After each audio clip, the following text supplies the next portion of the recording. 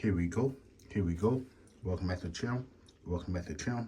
Don't forget to hit like and subscribe button. Here we have another crazy story. Another crazy story. Imagine that. Rod Diggs. Is that the truth? Rod Diggs.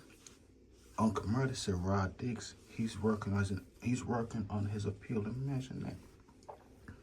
Is Rod Diggs starting to become delusional like A.R. Rab? Starting to think he might have a chance of getting out. It's crazy if you think about it.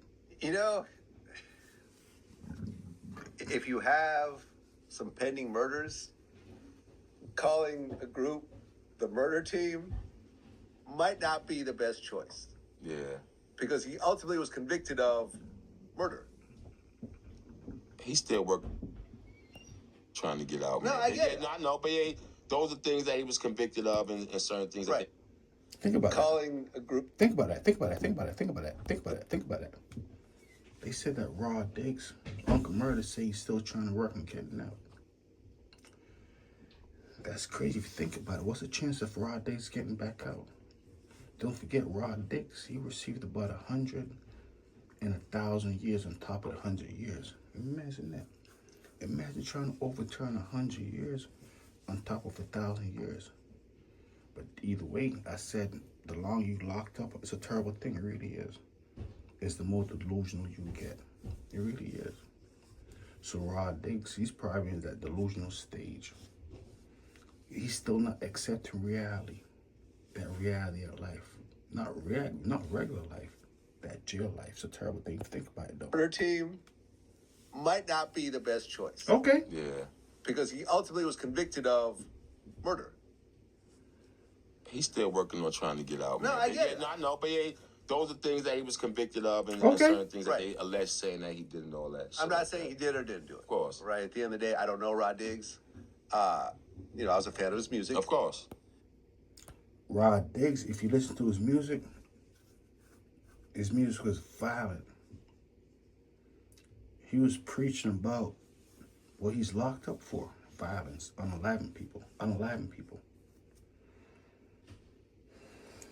That's what's going on right though. That's what's going on right there though. Rod Diggs trying to get out. I'm still trying to figure out. He's gonna try to overturn 100 and something years. Anything's possible. Really is. That gang life. It's a terrible thing. It really is. Imagine that. Imagine Rod Diggs really getting back out. If you don't know who Rod Diggs is, I'm gonna let you know who he is. It's a terrible thing for you to think about it though. Either way, this is a terrible thing. Rod Diggs, he's a special type of individual. I'm still trying to figure out why Rod Diggs think he's gonna get out, beat his appeal, but anything's possible. Who's Rod Diggs though? Check him out. I'll let you know what I think in a second. A curious scroll through the ADX Florence Wikipedia page will reveal the Okay. caliber of criminal you'd expect to find there. Al-Qaeda members, Okay. domestic terrorists, Okay. billionaire cartel bosses, prison gang bosses, a mafia boss, Okay. and a rapper? Now, historically, some rappers say and do dumb shit. Either way, we all know that Rod Diggs is the only rapper who's in the ADX right now for so long. He's been locked up for so long, he's getting delusional. He's in that jail cell by himself, they said 23 hours a day. Is it 23 or is it 24? Imagine that. Imagine that. 1 hour could make a big difference. Imagine 1 hour making a big difference. But let's get back to it though. And don't feel two ways about writing, recording, mixing, mastering, and releasing it either. But what exactly did a rapper do to get himself locked up in the most secure fortress on the planet? Okay. Before the self-incriminating lyrics and brazen tweets, Ronald Herron was born and raised in the underbelly of Brooklyn, New York.